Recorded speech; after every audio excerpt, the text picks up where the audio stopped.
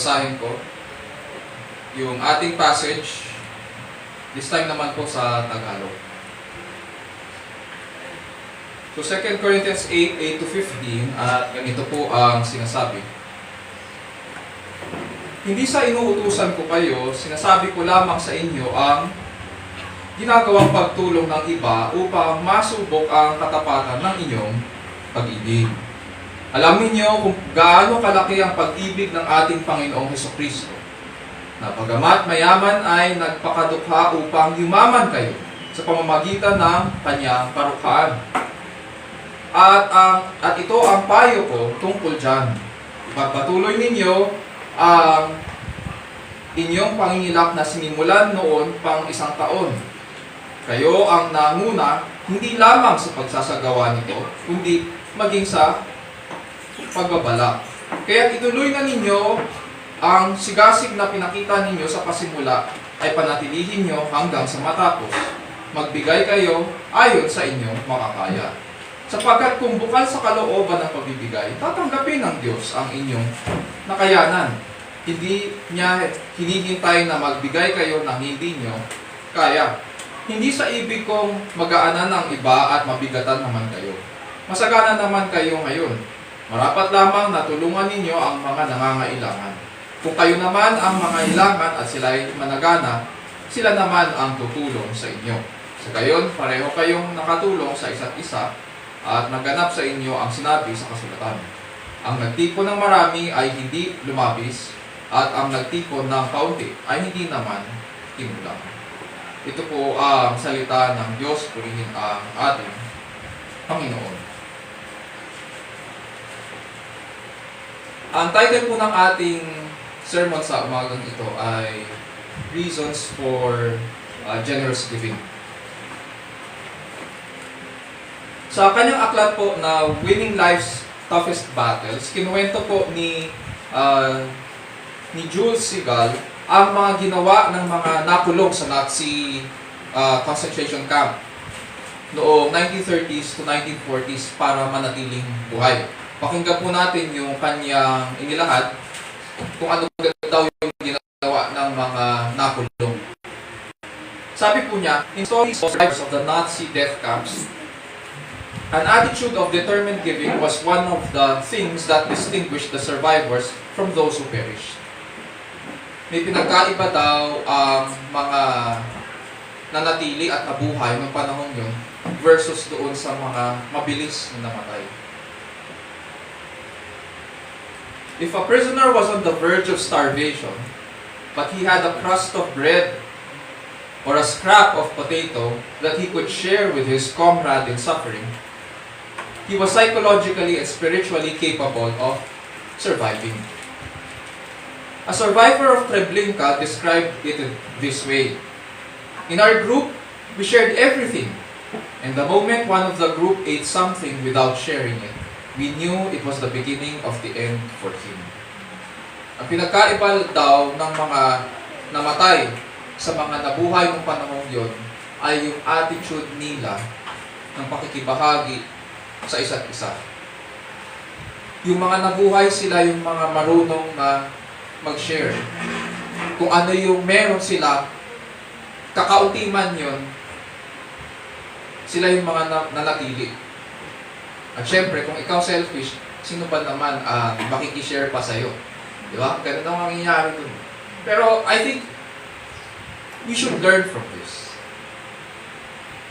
Ang ating pag-aaralan sa umagang ito ay may kinalaman po sa mga attitudes at saka mga motibo natin sa pagbibigay sa gawain.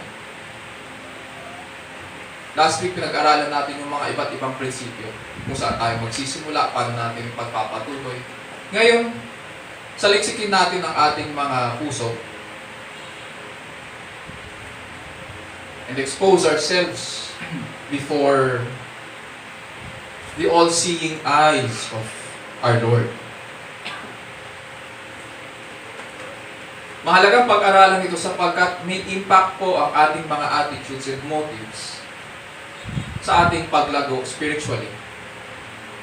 And it also reflects kung ano ang pagkilala natin sa ating Panginoon. kung mataas po ang tingin natin sa ating Panginoon, mataas din ang tingin po natin sa gawain. Kung mababa naman ang tingin natin sa Diyos, it follows na mababa rin po ang tingin natin sa gawain. Dahil ang ministry ng pagbibigay ay work of grace ng Panginoon. A proper understanding of the gospel is our foundation, and it is important that it shapes our motives when participating in this ministry. Or any ministry in the church, for that matter. So expect po natin that we will also be led, first and foremost, by the gospel sa ating pag-aaral na ito. Panalangin ko po na tumugon ang mensaheng ito sa bawat isa na nagugulumihanan o nahihirapan sa pananampalataya. At nais maunawaan ang role ng pagbibigay sa buhay Kristiyano. Sa pamamagitan nito, nawa makilala din po natin ang ating Diyos. Ang Diyos na makabagin, ang Diyos na mabuti.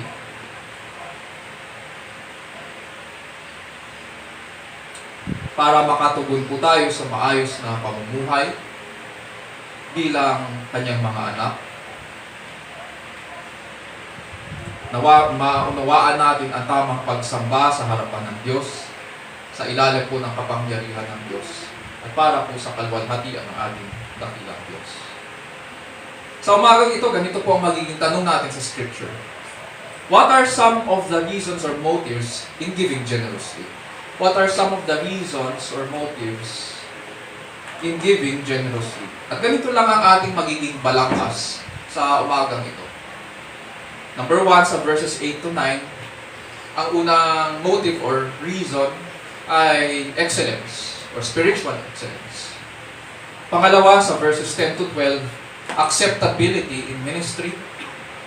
At ang pangatlo, sa verses 13 to 15, yung equality or yung ginamit sa binasa kanina ni Brother Jonah, yung fairness in ministry. Punta po tayo sa verses 8 to 9. Yung first motive. Ganito po ang sinasabi.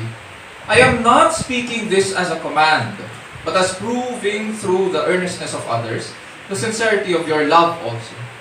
For you know the grace of our Lord Jesus Christ, that though He was rich, yet for your sake He became poor, so that you through His poverty might become rich. So ang first point natin dito sa verses 8 to 9, ay because we want to grow in the Lord, ang first reason for why we want to give is because we want to grow in the Lord. So, ito yung may kinalaman ito doon sa spiritual excellence in this gracious work na binigay ng Panginoon. At napag-aralan po natin last week na ang project ng mga Corinthians, yung tulong para sa Jerusalem, ay na-delay po ng 1 taon. Bagamat nakapagsimula sila sa pangongolekta, hindi na nila ito na ipagpatuloy dahil pinasok po sila ng mga false teachers. Or dito sa aklat ng 2 Corinthians, yung term na tinawag ni Apostle Paul sa kanila, mga super apostles. May halong irony or sarcasm yun. At dahil natigil ang proyekto, nabinbin ngayon. Naunahan po sila ng mga taga Macedonia. Habang sila, nagulo yung kanilang ministry. Na sabi ko last week, na ang Macedonia po nasa northern Greece at ang mga taga Corinth nasa southern Greece. Ang Macedonia ay composed of poor churches na nandoon, pero ang Corinth ay mayaman ang kanilang community. Bagamat later pa nalaman ng mga taga-Macedonia, yung mga nasa north, ang tungkol sa pangangailangan sa Jerusalem, compared sa Corinth, binilisan po nila ang pagkolekta. Binilisan nila ang kanilang proyekto para mabilis din nilang maipadala sa mga kapatid na nangangailangan yung tulong compared sa mga taga-Corinth. And for his part, nais ni Apostol Pablo na umapila ngayon sa pag-ibig ng mga taga-Corinth at yung pagnanais nila na makatulong sa ministry sapagkat ito po yung gracious work na kung saan sila nag-e-excel, yung pag-ibig. Balikan na po natin ang verse 7 at sabi po ni Apostol Pablo sa kanila. Kung may mga Bibles tayo, pwede natin buksan ang ating mga Bibles sa 2 Corinthians chapter 8 verse 7 at ganito po ang sinasabi. But just as you abound in everything, in faith and utterance and knowledge and in all earnestness, and in the love we inspired in you, see that you abound in the gracious work, in this gracious work also. And so, kilala po ang mga taga-Corinth sa kanilang pag-ibig sa mga kapatid. Kilala sila sa ganitong klaseng ministry. Ngunit ang tanong ay kung as far as Apostle Paul is concerned, paano niya ba ito ibibigay sa kanila? Paano niya sila uudyukin na ipakita ang kanilang pag-ibig? Pautos ba? Kung pautos niya ito ibibigay, ano ngayon ang kalalabasan nito?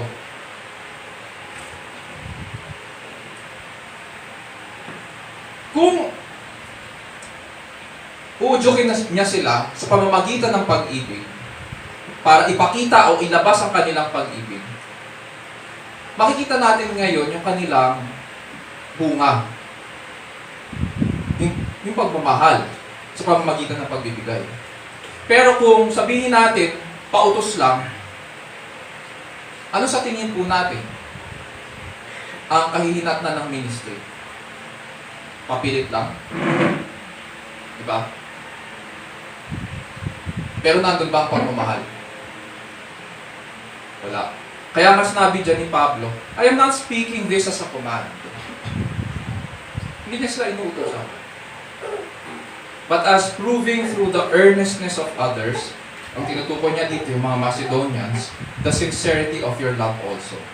Hindi sinasabi dito ni Pablo na, dahil ako ang inyong apostol, sapagkat ilang beses siyang tinest ng mga taga-Corinth, especially ng mga false teachers. Ano ba klaseng apostol yan? So, tinetest siya, at saka yung character niya. Hindi niya sinabi na, bilang inyong apostol, gawin niyo ang bagay na yan. Inuutusan ko kayo, tapusin na yan. Para pagbalik ko, kukunin ko na lang yan, pupunta na ako Jerusalem. Hindi ganun. Hindi niya sinabing ganun.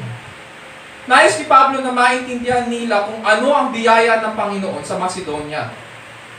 Kung ano yung biyaya na pinagkaloob ng Panginoon sa North, yun din ang pinagkaloob sa inyo. Wala pinagkaiba. Kung anong natanggap na biyaya ng mga taga-Macedonia mula sa Panginoon, meron din kayo. Kaya nga, nakapagsimula kayo sa gawain ito. Patunayan nyo ngayon. Galingan nyo. Tapusin nyo ito. Yun yung pinupunto niya rito. Dinugtong pa niya. Paano nila ngayon, saan sila ngayon huhugot? Para maipagpatuloy ito. Sa kakayahan ba nila? Hindi. Hindi sa kakayahan nila.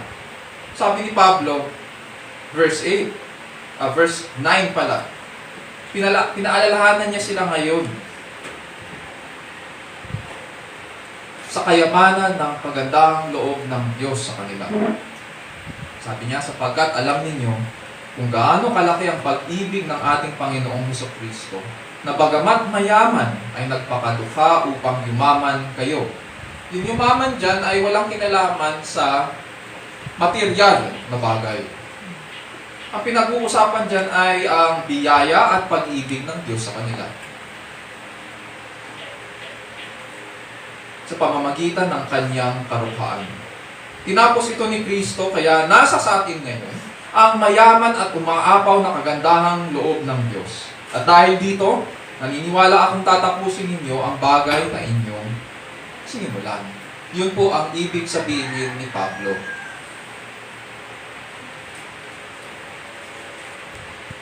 Mga kapatid at kaibigan, madalas natin naririnig ito sa isa't isa. At sa kultura natin, mabilis tayong magsabi na mahal natin ang isa't isa. Diba? Madalas nating sinasabi na mahal natin ang isa't isa, mahal natin ang kapatiran. Pag tinawag kitang kapatid, ibig sabihin, mahal kita. May pagmamahal doon.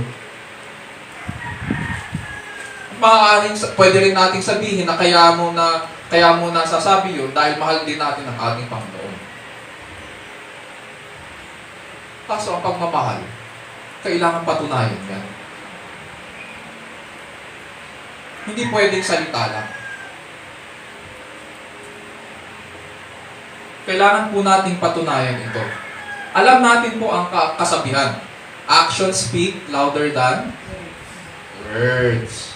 Hindi yan ibig sabihin na huwag kang mangako. O huwag ka na lang magsasalita. Puro gawa lang. Hindi yun ang ibig sabihin nun. Rather, kailangan nating patunayan o gawing totoo ang lahat ng ating sinasabi o pinapangako. Ang mga pangako ay hindi dapat napapako. Yun yung ibig sabihin ng actions speak louder than words. Paano natin ngayon patutunayan ang ating pagnanais na mag-excel sa gawain ito? At paano natin mapapakita ang ating pag-ibig? Paano tayo mag-grow spiritually kung hindi naman natin sisimulan sa pagbibigay? Kung hindi natin aayusin ang ating mismong ministry? Paano mo patutunayan yun? Kung hindi mo gagawin. Hindi nga pwedeng puro salita lang. Kadalasan po kasi nakikita natin ang laki at ganda pag pinag-uusapan natin ang mga ministry. Ang gusto natin tinitignan ay yung laki at ganda ng mga ministry ng iba. At iniisip natin, kesyo ang dami naman kasi ng kanilang miyembro, nag-e-excuse pa tayo. Mas marami kasi ang miyembro nila eh. At marami kasi sa kanila ang mayayaman. So ang nangyayari, dinadown natin ngayon ang sarili nating ministry. Hindi lang yun, may bitterness pa tayo. As if hindi tayo pinagkalooban ng Diyos ng kanyang biyaya. So ano nangyayari? Isinasantabi natin ang biyaya ng Diyos sa atin. At saan tayo umaasa? Umaasa tayo saan? Sa kakayahan natin? Sa dami? Inggit-pikit tayo dahil kinukumpara natin ang ating sarili at nagmamadali tayo na maging tulad ng iba. May kani-kanyang katangian po ang bawat ministry. Hindi mo maaaring itulad ang sarili mo sa iba. Ang common sa ating lahat, uulitin ko po, ay ang biyaya po ng Diyos sa ganitong ministry. Ang tanong sa atin, pinagkalooban tayo. Ano po ang ginagawa natin sa pinagkaloob sa atin? At yun din ang tanong ni Pablo sa mga taga-Korinto. Kung ano meron sa Macedonia, meron din kayo. Pare-pareho tayo. Pinakitaan ng biyaya ng Diyos sa pamamagitan ng Panginoong Hesukristo. So anong ginagawa natin doon sa pinagkaloob sa atin? Tapat ba ako sa pag-aaral ng salita ng Panginoon at pananampalataya? Tapat ba ako sa paggawa ng mabuti sa aking kapwa? Tapat ba ako sa pagbibigay? Kapag sinabi po natin at pinag-usapan natin ang katapatan, hindi lamang sa ministry na ito o sa iba pang mga ministries, especially sa mga families na at saka sa pag-aasawa, pag pinag-usapan ng katapatan, hindi yan ibig sabihin na one time lang. Kadalasan pag naiinggit tayo kasi sana ganyan ako, sana ganyan tayo, sana ganyan. Pero ang tanong sa atin is this. Pag pinag-usapan ba ang katapatan, ang pagkakaintindi po ba natin dyan ay one time lang? Hindi po one time lang pag pinag-usapan ng katapatan. Ginagawa po ito ng paulit-ulit. Araw-araw ka makikipaglaban. Araw-araw mong gagawin yan. Kahit sawang-sawa ka na, gagawin mo pa rin yan.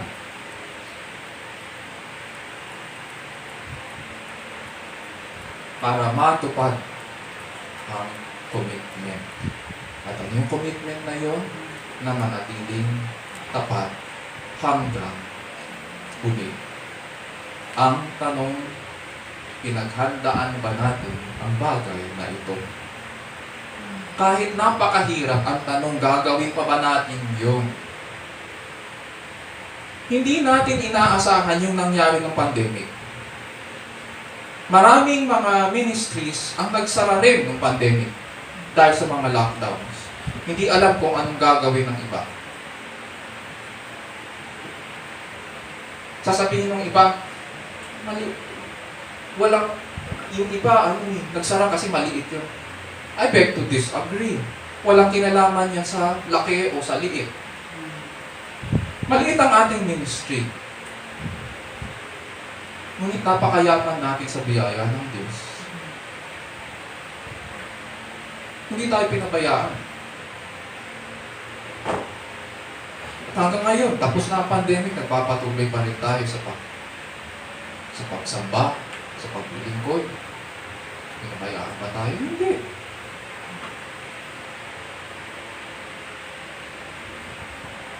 Uulitin ko, anong ginagawa po natin doon sa pinagkaloob sa atin para makapag-excel tayo?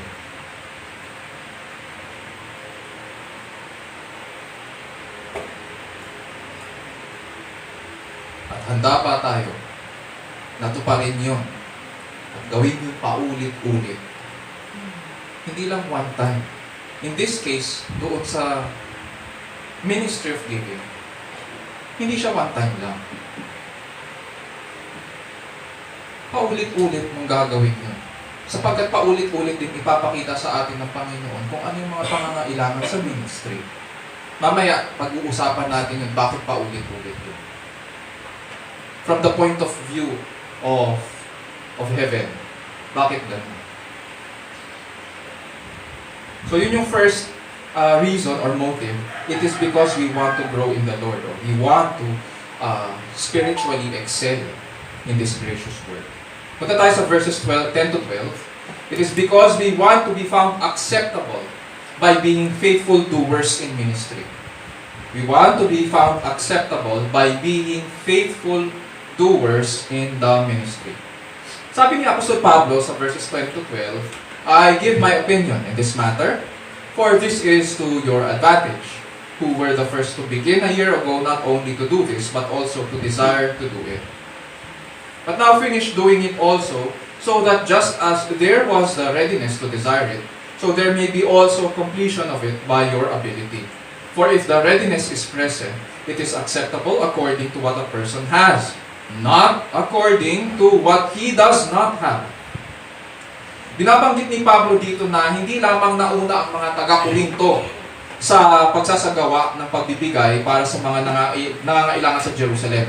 Nauna rin po sila sa pagbabalak at pagiging masigasig nung una kumpara sa mga taga-Macedonia. Nauna sila sa pagpaplano, nauna sila sa pagiging masigasig. Naunahan sila. Dahil hinayaan nilang pasukin sila ng mga false teachers. And it would seem na pagkatapos silang guluhin ng mga false teachers, wala na. Nakalimutan na nila ang bagay na ito. Nawala na sila ng loob. Nawala na sila ng gana. At ngayon umaapila si Apostol Pablo sa kanilang original commitment. Bakit ba kayo nagsimula sa ministry na ito? Bakit ba kayo nag-commit sa pagbibigay? It is because you wanted to actually help and be acceptable in the sight of God and man. Paano mo nasabing committed? Parang ganito yun. Paano mo nasabing committed ka sa ministry ng pagtulong at pagbibigay at lumalago ka kung hindi mo naman itutuloy? Natigil ka lang, pero ang pagtigil na yun dapat sandali lang. Pero anong patutunayan mo? Kung practically hindi mo naman pinadala ang iyong binigay, pagkatapos mo mag-commit, paano mo nasabi na katanggap-tanggap ang iyong commitment? Paano mapapatunayan yung commitment mo kung hindi mo naman pinagpatuloy pala? Hindi sapat ang pangako lang. Kailangang subukin ito. At gusto ko rin sabihin ito sa mga may asawa, yung mga pinangako natin paulit-ulit na na susubukin yan. Sa mga ikakasal, hindi sapat ang nangako lang sa altar o sa huwes, for that matter. Dadalhin nyo yan buong buhay nyo. Susubukin yan araw-araw. Paulit-ulit yan. Kailangang subukin yan. Hindi sapat ang pangako lang. Kailangang patunayan yan. Kailangan may naipapakita tayo sa ating mga salita at pagiging masigasig sa gawain. Tandaan po natin, mere excitement and words are not enough. Kailangan ang lahat ng pangako o commitment ay napapatunayang totoo at katanggap-tanggap sa pamamagitan ng gawa. Sabi nga ni Apostol Pablo sa verse 12, "For if the readiness is present, it is acceptable according to what a person has." Ang basis po ngayon ng ating pagpapatuloy sa gawain ay, sabi ni Pablo, hindi naman sa kung anong wala sa atin eh. Hindi naman tayo ine-expect ng Panginoon na mag-produce. Matatandaan ko, no, yung nangyari kina Moises noon, hindi ko alam kung natatandaan din ng mga kabataan kung napanood niyo yung Ten Commandments. Doon din sa movie, ganun din ang nangyari. Pinarusahan ni Faraon ang mga Israelita. Sabi niya, sinisi niya dahil si Moises, nakukulitan siya kay Moises. Sabi niya sa mga Israelita, dahil sa kanya, dahil gusto ng Panginoon nyo na magsamba kayo sa kanya at umalis kayo sa akin, ngayon, gumawa kayo ngayon ng mga bricks. Pero hindi ko kayo bibigyan ng straw. Bahala kayo. Paano nyo gagawin nyo? Ang Panginoon hindi gano'n. Hindi niya tayo inaasahan na mag-produce ng mga bagay na wala sa atin. Sabi ni Pablo, ang basis ng pagbibigay para makumpleto at maging katanggap-tanggap ang gawain ay kung ano ang pinagkaloob sa atin ng Panginoon. Kung ano meron tayo. Sa makatuwid, mag-iisip ka ngayon. Balikan natin ang pandemic. Bakit nagpatuloy ang gawain? Ang sasabihin ng iba, oo nga naman, anong meron kayo? Paano nangyari na nakaraos tayo sa pandemic?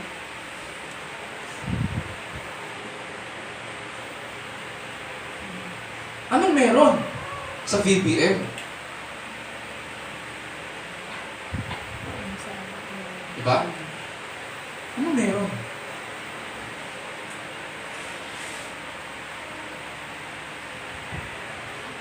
Nag-excel tayo in several ministries. Maaaring hindi tayo aware. Pero nag-excel tayo in several ministries. In love, in faith, in hope. Mga ministries yan. And gifts.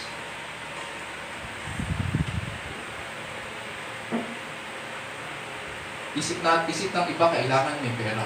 Hindi sa lahat ng pagkakataon. Kailangan ang salupit. Although sasabihin ko, mahalaga yun. Pero hindi sa lahat ng pagkakataon magagamit yun.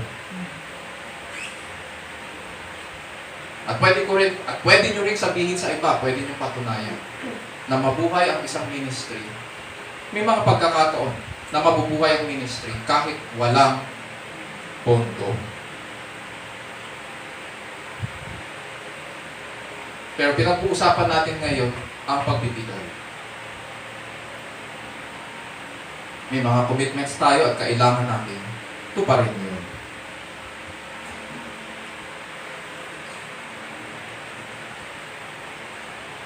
So, ang basis ngayon ay kung ano meron tayo. Dahil binigyan tayo ng Panginoon, it follows, meron tayong pinanghahawakan. Ang bawat isa sa atin ay mayroong natanggap mula sa Panginoon. And therefore, dahil binigyan tayo, ibig sabihin, makakatulong po tayo sa iba. Bilang mga Pinoy, may ugali po tayong parang ganito. Mas gusto nating umuo kapag kwentuhan at yabangan. Diba? Pero, pag siningil na tayo, ang sagot natin talaga ay, hindi. Diba? Nahihiya tayo na humindi. No? Pero pag yabangan, sige, oo. Kasi gusto mo i-promote sarili mo. Mga kapatid at kaibigan, kailangan po nating tandaan na ang ministry ay pinagkaloob sa atin para i-manage. We do not own the ministry. We are simply managers. Mga nangangasiwa tayo. It is a stewardship at kailangan nating patunayan na mabuti tayo mga manager. We should show that we are exemplary stewards of God's grace. Therefore, hindi sapat ang good intentions. Wala pong tumatanggap sa mga taong walang isang salita. Diba? O mas ayaw pa nga natin na makarinig ng puro yabang lang eh. Ano tawag natin sa mga ganun? Hangin. Ma-aircon, di ba? Mahangin, di ba? Ayaw natin ng mga ganun. At walang tumatanggap sa ganun. Mahirap pagkatiwalaan ang mga taong paiba-iba ang sinasabi at iba ang ginagawa. If we want our ministry na maging acceptable sa Panginoon, pakita natin na kaya natin itong ayusin, kaya natin itong pagandahin ayon sa standards ng Panginoon. Tapusin natin ang sinimulang gawain. Yun ang panawagan ni Apostol Pablo sa mga taga-Corinto. In the negative sense naman, there's nothing to abound in this gracious work of giving and nothing to be considered acceptable if we don't follow through sa mga commitment natin. Wala tayong karapatang umasa na pagpalain ang ating ministry at maging mahusay sa gawain ng Panginoon kung hindi naman natin sisikapin ayusin ang sarili natin gawain. Ulitin ko, wala tayong karapatang umasa na pagpalain ang ministry kung hindi naman natin sisikapin ayusin ito.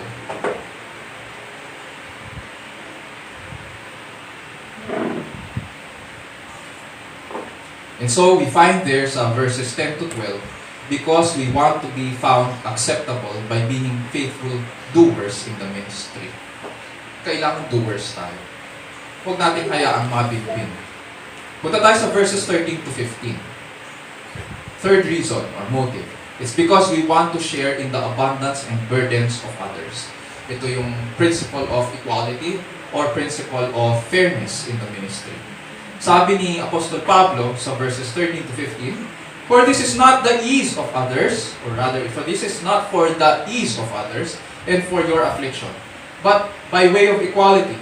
At this present time, your abundance being a supply for their need, so that their abundance also become a supply for your need, that there may be equality. As it is written, he who has gathered much did not have too much, and he who gathered little had no lack. Mapapansin natin agad na binanggit dito ni Apostol Pablo yung Exodus, chapter 16, verse 18. Noong magpadala ang Panginoon ng mana sa mga Israelita habang naglalakad po sila sa ilang. So yung mana, dumating sa kanila sa umaga, tapos pagdating ng hapon, nagpadala ang Panginoon ng napakaraming kubo. Sapagkat nagreklamo sila sa Panginoon, kesyo, dinala ba daw sila doon ng Panginoon para mamatay? So nakaramdam lang sila ng konting init, konting gutom, reklamo agad. So ngayon, ang ginawa ng Panginoon, para ipakita ko sa inyo ang aking katapatan, magpapadala ako ng mana sa umaga. Ang mana po, yun yung tinapay mula sa langit. At ang mga pugo sa hapon daw, para meron silang karne na makakain. At dahil doon, sabi ngayon, makikita natin ngayon dito yung nasusulat tungkol doon. Whoever gathered much had nothing left over, and whoever gathered little had no lack. Each of them gathered as much as he could eat. In other words, mga kapatid, napunan ang pangangailangan ng bawat Israelita. Sapat po ang biyaya ng Diyos para sa kanilang lahat. Dito po sa 2 Corinthians naman, ang punto ni Apostol Pablo, ay ganito. Kaya niya sinabi na matutupad sa inyo etong sinabi ng Panginoon sa Book of Exodus ay dahil ganito. Sabi niya,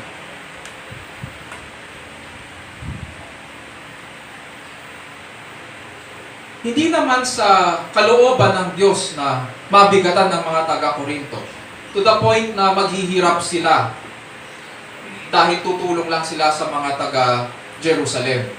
Hindi yun. Hindi yun kalooban ng Diyos. In other words, makikita natin na God never intended na ang ministry ng pagbibigay ay humantong sa kapabayaan natin sa ating pamilya. Ayaw niya yun. Hindi yun ang punto. Hindi po ganun ang ministry ng pagbibigay. Ganito po ngayon makikita natin kung ang economy ng Diyos. And siguro hindi natin ito madalas na naririnig. Pero ang tawag dito talaga ay economy or economics ng Diyos. Pag sabi natin economics, yung mga nag-aaral, galing ito sa salitang oikonomios. God is ordering His household. To make your household or to make your house in order. Economy.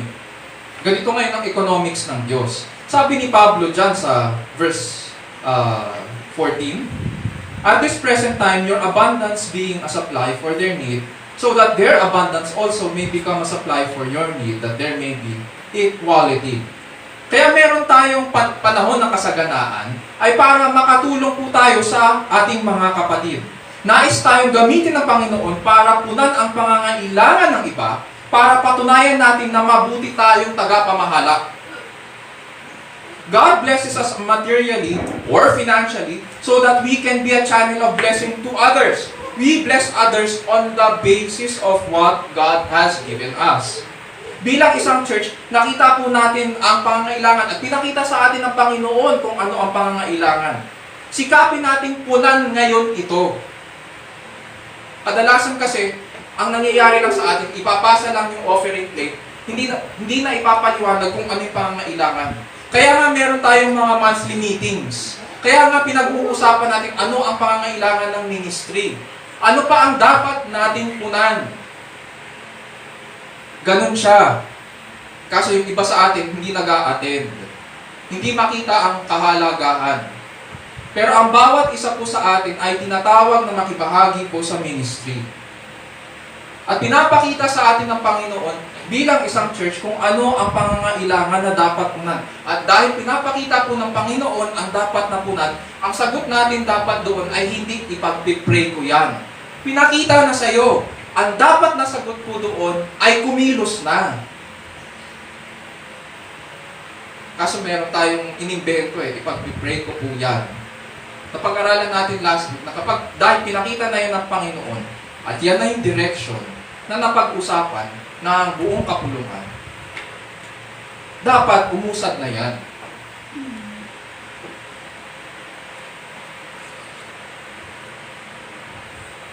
We bless others on the basis of what God has given us. Nakita na po natin yung pangangailangan, sikapin natin po natin ito. Hindi naman necessarily individually, but as a whole body, as a whole church. Hindi po masama na manawagan sa mga miyembro ang church. May ugali rin kasi ang mga Pilipino na ganito Bato-bato sa langit tamaan ay sa Paul, tamaan na! Diba? Kilala niyo ako sa ganyan. Pag may sinabi akong ganyan, eto na si pastor. May naapuna na yan, sigurado. Okay. May ugali tayong mga Pilipino na ganito. First call. Ito yung pangangailangan ng church. Ganito. May listahan. Anong mangyayari? NR. Mangilan-ngilan lang ang sasagot dyan. Pero sa dami ng miyembro sa loob ng church, mga 5, 6 lang ang sasagot dyan. Yung iba, sin mode lang, di ba? Yung iba, mag-ghosting pa. Hindi nyo ginagawa yan. Yung iba, Wala lang, hindi mo malaman kung nakita. Pero makita mo yung icon nila, dahan-dahan na bumababa at binabasa. Tapos pagdating sa dulo, hindi magre-react. May ugali tayong ganyan eh. Second call, sasabihin ng treasurer at ng secretary, ito po ang pangangailangan po ng church, kailangan mapunan lahat ito. So, ilista ngayon ng secretary at ng treasurer. Makita mo mga icon nila, dahan-dahan na bumababa. Pero walang reaction, walang kahit anong engagement. Ganun lang, makikita mo. Minsan, ang bibilis tayo. Tapos, eto. Dahil may kulang pa, dahil hindi nag-participate nung una, iisa-isahin ngayon ng church. Magtatatawag na. Tapos pagkatapos tawagan, makakarinig ka. Okay naman ako na makibahagi eh. Pero bakit kailangan pa akong tawagan? Abay, bakit hindi ka tatawagan? Kailangan mo makibahagi. Hindi ka nag-react nung una, tapos ngayon pag tinawagan ka, magre-react ka? May ugali tayong ganun eh. Diba? Sabihin yung hindi. May ugali tayong ganun. Nakailang tawag na. Hindi tayo nagre-react pero nakikita yung icon natin na nagbabasa tayo. Ibig sabihin, alam natin na may pangangailangan pero wala tayong ginagawa. Alam natin ang kabutihan na dapat nating gawin pero hindi natin inaaksyonan. Ano po ang tawag doon? Bakit hindi inaaksyonan? Humantong pa sa third call. Hindi ko sinasabi na nangyari yung third call sa church, ha? Example ko yun. Pero hindi na dapat na pinatagal pa yun. Yung nangyari dito kay Pablo, umabot sila ng 1 taon. 1 taon. Biruin mo, nangangailangan yung mga kapatid doon sa Jerusalem. Tapos pinaabot nyo ng 1 taon, nangako kayo na magpapadala kayo. Mas gasig pa kayo nung una. Tapos pinaabot nyo ng 1 taon? Ano yun? Although hindi naman nagaling si Pablo sa kanila, pero mapapaisip tayo, ano ang pinagkaiba natin sa mga taga-Korinto? Alam natin ang pangangailangan, pero wala tayong ginagawa. Mali po yun. Mali. Maling-mali. Tapos magre-react tayo. Sasabihin natin, bakit kailangan pa akong tawagan ng treasurer? Bakit kailangan pa akong tawagan ng secretary? Bakit kailangan isa-isahin pa? Willing naman ako. Willing? Eh di sana nung una pa, noon sa group chat, sana sinabi mo na. Pero hinayaan mo na umabot sa ganun. So, medyo kailangan maging aware tayo sa mga ugali natin at kung paano ito nakaka-apekto sa ministry.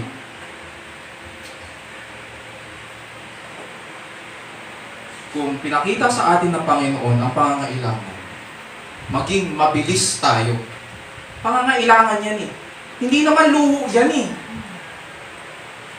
Kung luho sana, wala problema. Pwede pa natin pag-usapan yan.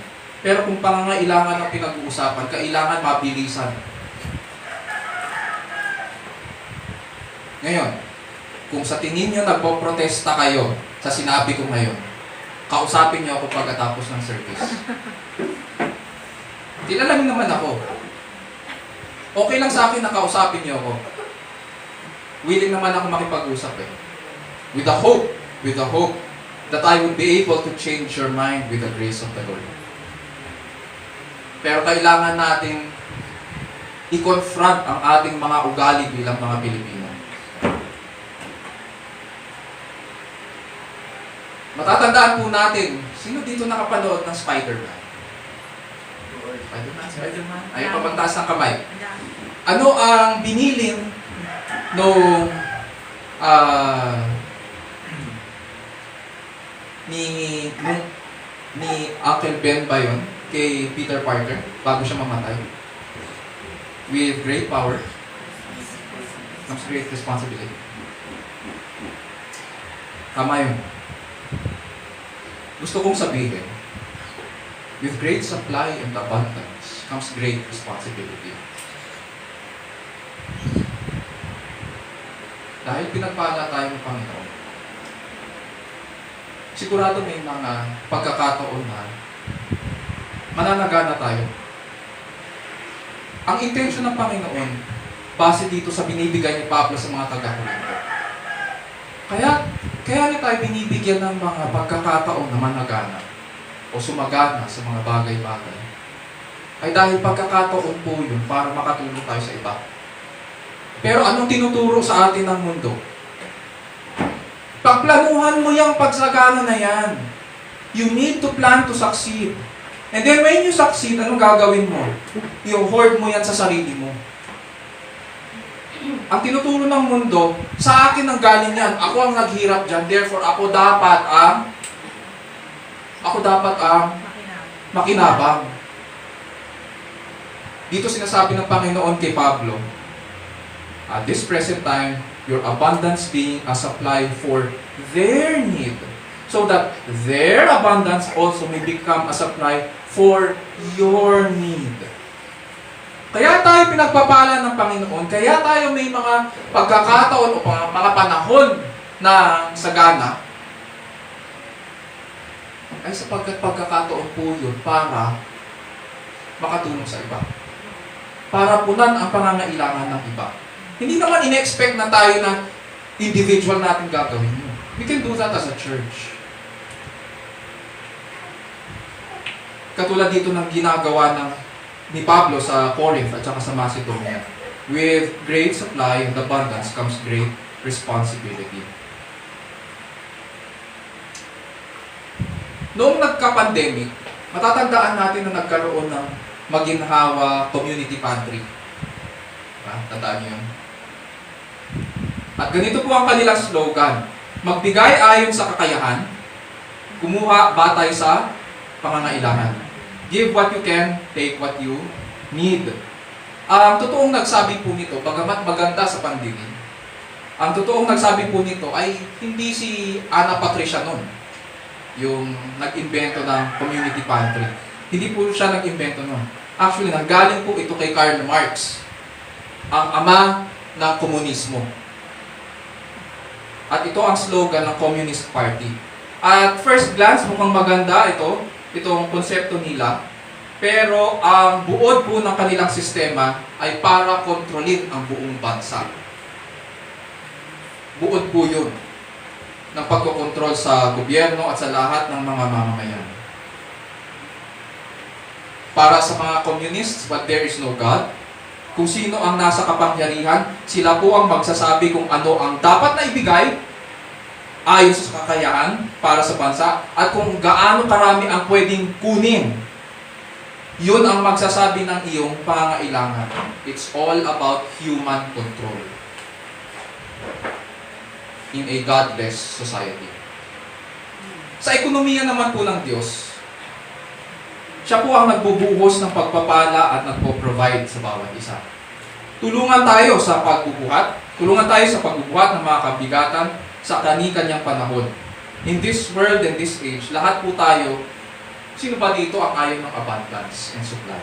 Gusto natin yun, di ba? At gusto natin makishare. Kung tutuusin, pag pinataas ko ang inyong mga kamay, lahat ba magtataas ng kamay kapag tinanong ko, sino gusto mag-share in abundance and supply? Lahat tayo magtataas ng kamay. Pero sino po kaya sa atin ang magtataas ng kamay kung sinabi ko kailangan makibahagi tayo sa kabigatan ng bawat isa? Tataas kaya tayo ng kamay? Makita natin dyan ang kasalanan natin at work. In God's kingdom, in God's economy, mga kapatid at kaibigan, sharing po tayo sa panahon ng supply and suffering. Sharing tayo sa mga kabigatan at kasaganaan. Ganyan po ang principle ng equality sa ekonomiya ng Diyos. Ganyan ang ekonomiya ng Diyos. He provides for you so that you can provide also for others. He gives, He blesses you so that you can be a channel of blessing to others. Ganun siya. In the gospel, mga kapatid at kaibigan, we see a clearer picture of this blessing. Lugmok na lugmok po tayo sa ating kasalanan at hindi natin matakasan ang parusa ng kamatayan. Tayo yung nangangailangan Tayo yung may kabigatan. At anong ginawa ng Diyos? Iniwan po ba niya tayo sa ating kalugmukan? Mula sa kaitaas-taasan, bumaba si Kristo upang buhatin ang ating mga kabigatan at akuin ang ating kaparusahan. Nang sa ganun, umapaw sa atin ang kayamanan at kagandahang loob ng Diyos. At hanggang ngayon, umaapaw ito sa ating mga puso. Kaya, nagpapasalamat tayo. And this is the reason we can participate lovingly, joyfully, and generously in the ministry of giving. We want to grow and excel in the work of grace, and we want to be found acceptable, sapagkat naunawaan natin na lahat ng ito ay mula sa Diyos. At committed tayo na siya ang maluwalhati sa ating ministry. Therefore, mga kapatid at kaibigan, we need to be doers of the word. Doers in this ministry, at sharing tayo sa kabigatan ng bawat isa. Sharing din po tayo sa kasiyahan at kasaganaan ng bawat isa, upang maranasan ng lahat ang bawat isa ang pangangalaga at kabutihan ng ating Panginoon Diyos. Isa puso natin ang mga bagay na ito at iuntog po natin ang ating sarili sa ating dakila at pagmahal ng Panginoon. Tayo muna.